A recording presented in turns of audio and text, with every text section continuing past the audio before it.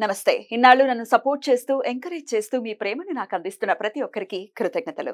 అలాగే ఈ వీడియో కూడా ఖచ్చితంగా మీకు ఉపయోగపడుతుంది. లైక్, షేర్ అండ్ సబ్స్క్రైబ్ చేసి మీ సపోర్ట్‌ని నాకు అందించండి. అలాగే ఈ వీడియో పట్ల మీకున్న అభిప్రాయాన్ని కామెంట్ సెక్షన్‌లో కామెంట్ చేసి తెలియజేయండి. ఇప్పుడు వీడియోని చూద్దాం. నమస్తే. Welcome to our channel. నేను పద్మిని. ప్రస్తుతంతో పాటు ప్రముఖ ఆధ్యాత్మికవేత్త, వాస్తు జ్యోతిష పండితులు, లలిత ఉపాసకులు, వాస్తు జ్యోతిష శిక్షణ నిపుణులు బ్రహ్మశ్రీ నానాజీ పట్నాయక్ గారు మనతో పాటు ఉన్నారు. మాట్లాడదాం. సార్ నమస్తే సార్. శ్రీమాత్రే నమః. సార్ ముందుగా మీకు హనుమాన్ జయంతి శుభాకాంక్షలు సార్. మీకు మన ప్రేక్షకులందరికీ కూడా ఆంజనేయ స్వామి యొక్క అనుగ్రహం పరిపూర్ణంగా కలగాలని మనస్ఫూర్తిగా కోరుకుంటున్నాను. Thank you so very much sir. ఒక్కొక్క ప్రాంతాల్లో ఒక్కొక్క విధంగా హనుమాన్ జయంతి ఒక్కొక్క రోజును చేసుకోవటం అనేది పరిపాటి మనందరికీ తెలిసిన విషయమే. తెలుగు రాష్ట్రాల్లో ప్రత్యేకించి వైశాఖ బహుళపక్ష నవమి నాడు స్వామి జన్మించారు అని చెప్పి భావిస్తారు. స్వామి యొక్క ఆరాధన విశేషంగా చేస్తూ ఉంటారు. అయితే డెఫినెట్ గా ఇప్పుడున్న జనరేషన్ కి కన్ఫ్యూజన్ ఉంటుంది. మొన్నే అయ్యింది కదా, అప్పుడెప్పుడో చేసుకున్నాం కదా, ఇట్లా చైత్ర పౌర్ణమి నాడు నార్త్ ఇండియా మొత్తం జరుపుకుంటారు, మార్గశీర్ష మాసంలో తమిళులు జరుపుకుంటారు, మనం ఇలాగ వైశాఖ మాసంలో. సో ఇన్ని రకాలుగా జరుపుకోవడానికి గల కారణం ఏంటి? అసలు ఈ మన హనుమత్ జయంతిని ఎలా జరుపుకోవాల్సి ఉంటుంది? మనకి పరాశర సంహితలో మాత్రం అతని జనన వృత్తాంతం మొత్తం పరాశర సంహిత 3 వాల్యూమ్లు ఉంటాయి. అందులో చాలా స్పష్టంగా చెప్పింది మాత్రం ఇదే తిథి, వైశాఖ నవమి రోజే జన్మించారు ఆయన. మరి ఇదెందుకు వస్తుంది? మనం 40 రోజుల ముందు ఎందుకు అంటే విజయోత్సవము అంటారు. ఆంజనేయ స్వామి విజయోత్సవం జరుపుకోవాలి. ఆ రోజు జయంతి కాదు జరుపుకోవాలి, ఇక్కడ విజయోత్సవం. ఆ రోజు కొంతమంది దీక్ష తీసుకొని ఈ రోజు విరమిస్తారు కూడా. అది యాక్చువల్ ప్యాటర్న్. చాలా మందికి ఇక్కడే కన్ఫ్యూజన్ ఉంటుంది. అదేంటి అప్పుడు జయంతి అన్నారు, ఇప్పుడు జయంతి అన్నారు, 2 సార్లు పుట్టాడు ఆంజనేయ స్వామి ఏమిటి అని ఎప్పుడు జరుపుకుంటూనే ఉంటారు.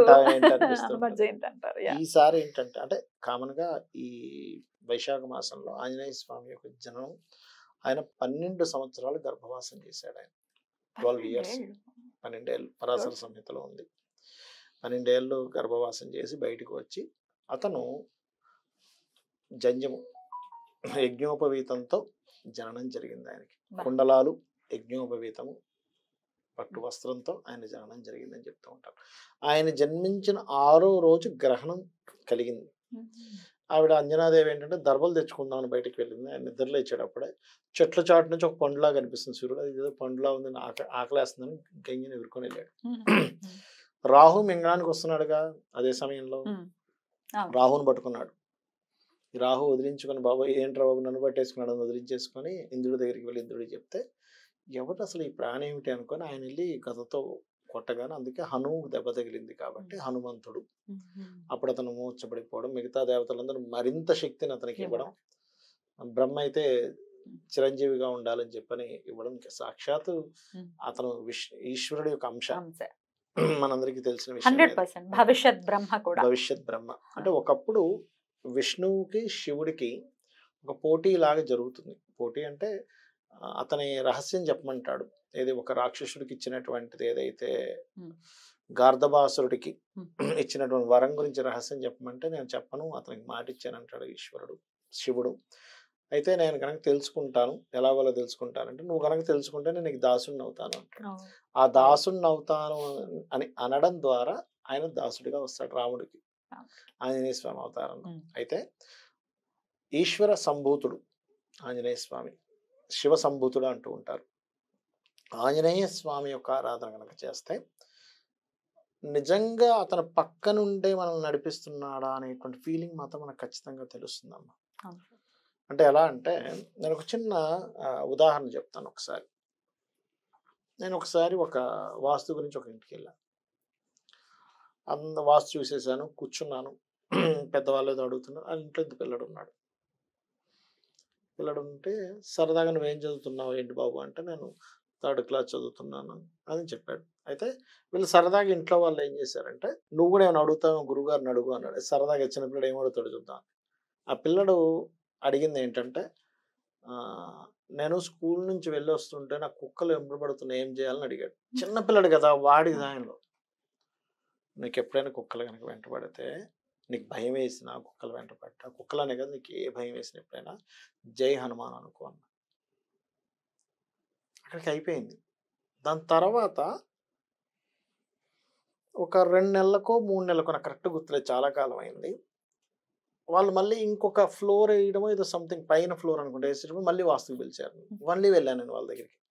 వెళ్ళినప్పుడు ఆ పిల్లడు మీరు ఆ రోజు చెప్పారు కదా, నేను ఆ రోజు అనుకున్నప్పటి నుంచి నాకేం జరగట్లేదు, నేను హ్యాపీగా వచ్చేస్తున్నా అని చెప్పి. అంటే పసిపిల్లవాడు నమ్మకంతో అనుకున్నాడు. అప్పటి వరకు అట ఆ వీధిలో ఎక్కువగా ఇబ్బంది పెట్టేవంట ఈ అబ్బాయి. భయపడుతూ భయపడుతూ వచ్చేవాట. వాళ్ళ మదర్ కూడా చెప్తుంది.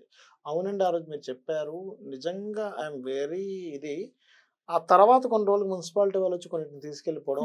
దాని తర్వాత ఏదో అదొక డిఫరెంట్‌గా జరిగింది మాకంతా. మాకు అప్పటి వరకు వచ్చిన టెన్షన్ ఉండేది. మా అబ్బాయి రోజు అనడం. మాకేమో టైం కుదిరేది వాడిని తేడానికి. పక్కనే జస్ట్ పక్క సందులోనే వాళ్ళ అబ్బాయి స్కూలు. నడుచుకొని వచ్చేసే ఇదే. ఏముంది అలవాటవుద్ది గదా అని మేము వదిలేసాము. కానీ ఆ చిన్న ఇది ఇది ఇట్లాంటి వాటికి కూడా పనిచేస్తుందా? అంటే అది రక్షణ శక్తి అక్కడ. అంతే. అయినా పిల్లవాడి నమ్మకం నమ్మకం. మీ మాట పట్ల నమ్మకం. ఖచ్చితంగా. అంటే ఏదైతే మనస్ఫూర్తిగా అరే! ఆ రోజు చెప్పారు గదా! ఆంజనేయ స్వామి రక్షిస్తాడా అని ఎప్పుడైతే మనస్ఫూర్తిగా నమ్మాడో, అది తెలియకుండానే అదేమవుద్దంటే అమ్మా, మనకంటే కూడా ఈ జీవులు, జంతువులుంటాయి చూసారా? అవి తొందరగా సెన్స్‌ని అర్థం చేసుకుంటాయి. మనం ఒక స్తోత్రం చదువుతున్నాం అనుకోండి, ఆ ఎనర్జీ అక్కడికి వెళ్ళిపోతుంది. మీకు గుర్రాలు ఎప్పుడైనా వినున్నారా మీరు? గుర్రం సవారీ చేసేటప్పుడు గుర్రాన్ని ఫస్ట్ కొంచెం ఫ్రెండ్లీగా చేసుకుంటారు. ఫ్రెండ్లీ చేసుకుంటారు. మీరు గుర్రం మీదకెక్కి ఏమాత్రం భయపడుతున్నారు, గుర్రం కింద పడేస్తది మనిషిని. కాన్ఫిడెంట్‌గా ఉండాలి. కాన్ఫిడెంట్‌గా ఉండాలి.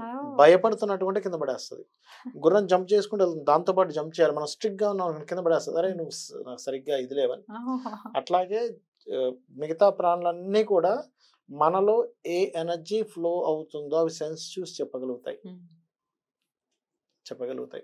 అట్లా ఏంటంటే చిన్న పిల్లలకి మెయిన్‌గా ఇప్పుడు ఇవాళ రేపు చూడండి స్కూల్స్‌కి వెళ్తుంటారు. వాళ్ళకి ఆంజనేయ స్వామి స్తోత్రం నేర్చుకోమని చెప్పాలి. ఇది ఎందుకు చెప్పానంటే పిల్లలకి సమ్ టైమ్స్ ఇన్‌సెక్యూరిటీగా ఫీల్ అవుతారు. అమ్మో! అక్కడికి వెళ్తే ఏమవుతుందా అని. మీరు గనక పిల్లలకి గనక నేర్పించగలిగితే అద్భుతంగా ఉంటుంది. అలాగే సింధూర లేపనం చేస్తారు ఆంజనేయ స్వామికి. తమలపాకులతో పూజ చేస్తూ ఉంటారు. సింధూర లేపనం చేసేటువంటి వారికి ముఖ్యంగా కుజ దోషం పోతుంది. సింధూర లేపనం ఎవరైనా చేయించారనుకోండి ఆంజనేయ స్వామికి, కుజుడు పలానా స్థానంలో ఉన్నాడండి, మా అబ్బాయికి పెళ్ళవ్వదేమో, అయినా ఇబ్బంది అవుతుందేమో అనేటువంటి బెంగ అక్కర్లేదు. తమలపాకులతో ఎవరైతే పూజ చేస్తారో ఆంజనేయ స్వామికి బుద్ధి బలం పెరుగుతుంది శాస్త్రరీత్యా. రెండవది ఏమిటి అంటే కమ్యూనికేషన్స్ పెరుగుతాయి. అంటే గొడవలు అవుతున్నాయి తగ్గుతాయి. అప్పుల బాధలు కూడా తగ్గుతాయి. పర్టికులర్‌గా తమలపాకులతో గనక పూజ చేసినట్లయితే స్వామివారికి. ఇవి పర్టికులర్‌గా. అదే విధంగా శత్రు బాధలు శత్రుబాధలు అసలు ఆయన తీర్చినటువంటి కష్టం ఏమీ లేదు కదా. ఏదైనా రాముడి కష్టాన్నే తీర్చారు. మనం ఎంత అద్భుతం. ఏ నామం ఆయనకు అత్యంత ప్రియం సార్ రామనామం కాకుండా? హరిమర్కట మర్కటాయ స్వాహ. హరిమర్కట మర్కటాయ నమః అనుకోవచ్చు, స్వాహ అని కూడా అనుకోవచ్చు. ఇది ఈ మంత్రాన్ని ఎవరైతే రెగ్యులర్ గా జపం చేస్తారో వారికి ముఖ్యంగా పూర్వజన్మ దారిద్రాలు పోయి మంగళములు జరుగుతాయి అంటారు. హరి మర్కట మర్కటాయ నమః లేదా హరి మర్కట మర్కటాయ స్వాహ. ఇది మీరు కూర్చొని కనుక జపం చేయగా అంటే అనుభవాలు చెప్తానండి మీకు. చేయగా ఏమవుతుందంటే ఫస్ట్ మీకు తెలియకుండానే మీ బాడీ పోస్టర్లో స్ట్రెంత్ పెరుగుతుంది. ఎప్పుడైనా ఆంజనేయ స్వామికి చేసినప్పుడు అంటే స్ట్రాంగ్ అవుతుంటారు. తెలియకుండా స్ట్రాంగ్ అయిపోతుంటారు. మీ ఆలోచన విధానంలో కానీ మీ దీంట్లో కానీ చాలా మార్పులు వస్తాయి. ఆ ఉపాసన చేయగా ఒక 10 మాటలు మాట్లాడాల్సిన ప్రదేశంలో ఒక్క మాటతో మీరు అవగొడతారు. వాక్ వైభవాన్ని ఇస్తాడు ఆంజనేయ స్వామి. మీకు రామాయణంలో కూడా అదే ఉంటుంది కదా, రామలక్ష్మణులు. చాలా బ్యూటిఫుల్ గా ఎక్స్ప్లెయిన్ చేశారు. Thank you so very much sir. నమస్తే. శ్రీమాత్రే నమః.